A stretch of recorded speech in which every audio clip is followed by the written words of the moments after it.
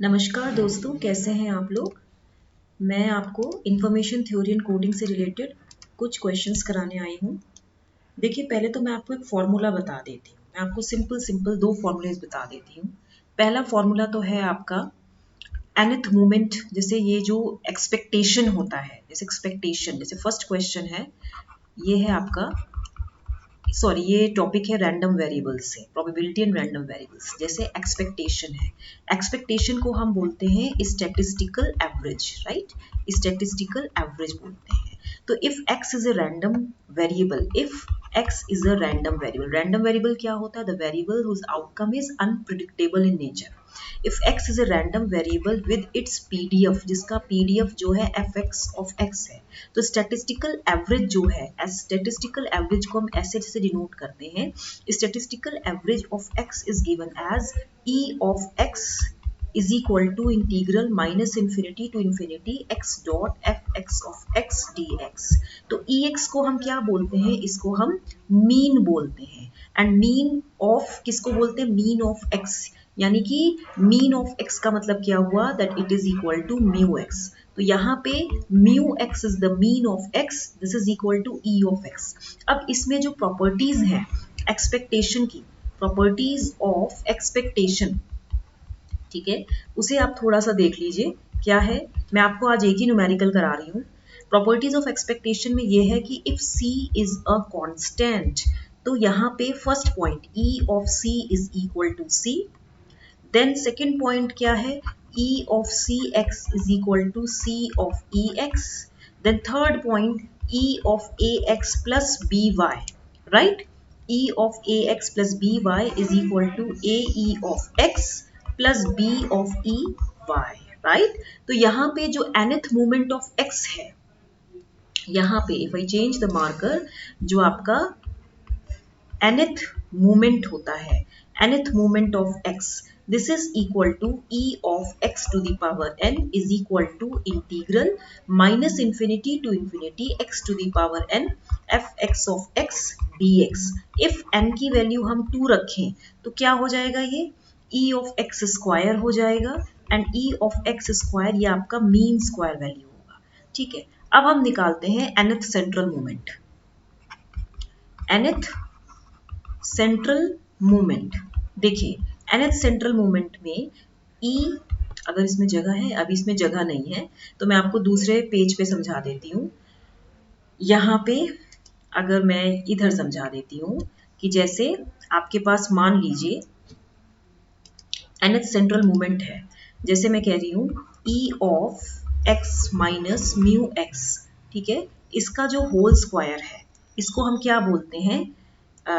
या अगर मैं इधर n रख दूं तो ये क्या होगा? nth सेंट्रल मूवमेंट होगा, nth सेंट्रल मूवमेंट होगा of random variable x, that is nth movement around the mean x। ये क्या मतलब हुआ इसका?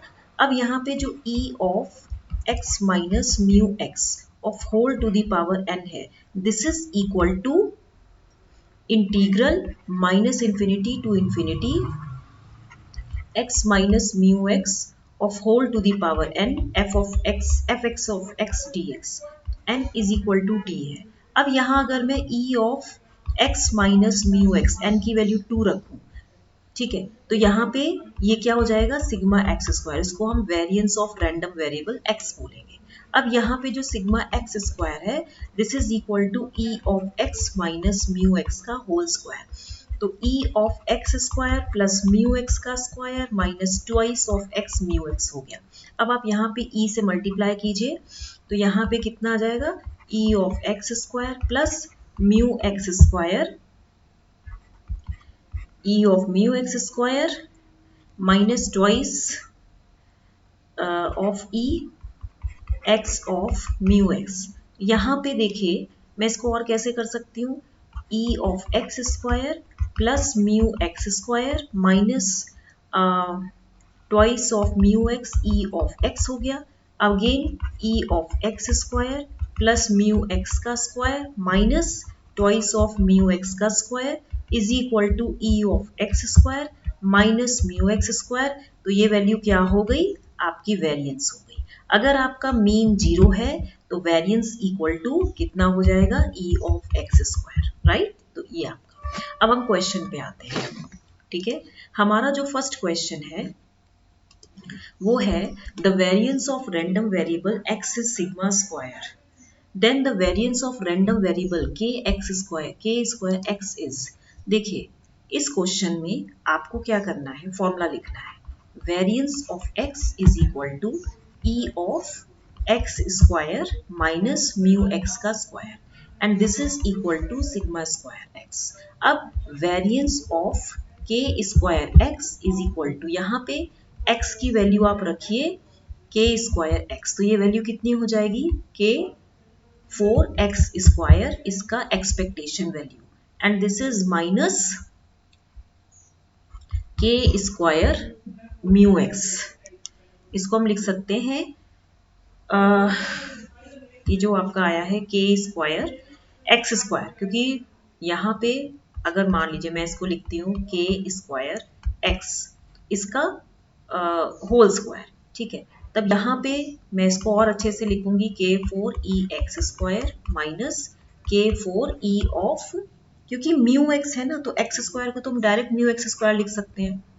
एक्स स्क्वायर को हम डायरेक्ट, मैंने अभी आपको nth सेंट्रल मूवमेंट में बताया था ना कि जो ये e ऑफ एक्स स्क्वायर है मीन स्क्वायर वैल्यू होती है, तो मैं इसको म्यू एक्स स्क्वायर लिख सकती हूँ। जब मैं इसको मीन लिख सकती हूँ तो यहाँ पे क्या आएगा, e of x square minus यहाँ पे ये जो है इस वैल्यू को हम लिख सकते हैं म्यू स्क्वायर एक्स, तो यहाँ पे k टू दी पावर 4 हो गया, ठीक है। तो ये value k to the power 4 और ये वैल्यू सिग्मा एक्स स्क्वायर हो जाएगा, ठीक है। तो इसको हम क्या बोलते हैं, आंसर बोलते हैं। तो यहाँ पे कोई भी ऑप्शन सही नहीं है, इसका एक्चुअली ये आंसर होना चाहिए था k to the power 4 sigma x square, तो इसीलिए इसमें से कोई भी ऑप्शन सही नहीं है, ठीक है। तो अगर आपको मेरा कोई एक क्वेश्चन मैं आज आपको करा रही हूँ, पहले आप इसको चेक कीजिए, थोड़ी थोड़ी रिवाइज कीजिए, फिर नेक्स्ट क्वेश्चन कराऊंगी, ठीक है। टिल देन इसको लाइक शेयर सब्सक्राइब करना मत भूलिएगा। Thank you very much.